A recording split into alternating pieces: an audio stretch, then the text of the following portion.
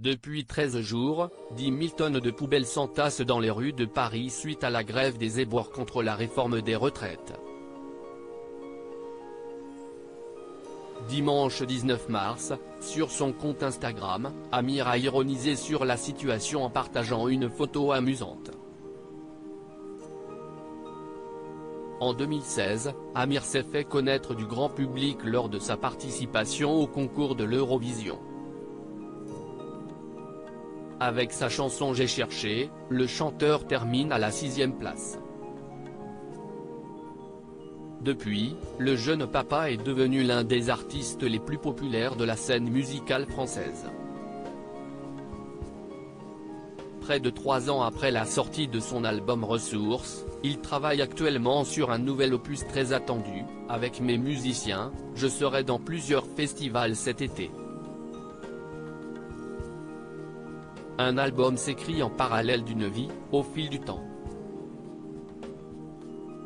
Et si est-ce ce que je fais, a-t-il expliqué lors d'un entretien accordé à Téléstar. Parallèlement à sa carrière de chanteur, Amir a également décidé de monter sur les planches. Il est à l'affiche de la pièce sélectionnée, mise en scène par Steve Suissa, CIST, un très grand honneur et une expérience humaine et professionnelle exceptionnelle. Comme pour un concert, j'ai un public devant moi et j'essaie de transmettre des émotions. Mais là, je suis quelqu'un d'autre, a-t-il confié. Amir dans une situation cocasse depuis bientôt 2 semaines, les poubelles s'entassent dans les rues de Paris suite à la grève des éboueurs contre la réforme des retraites.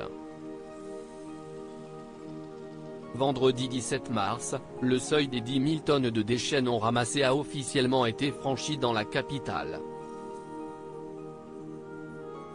Une situation qui en exaspère certains, et en amuse d'autres, comme c'est le cas du chanteur Amir.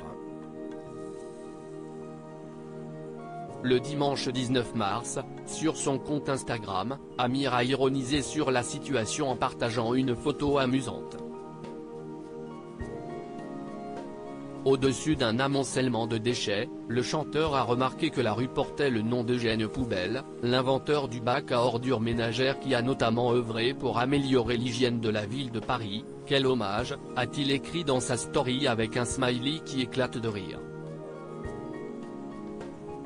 Une situation plutôt cocasse, n'est-ce pas ?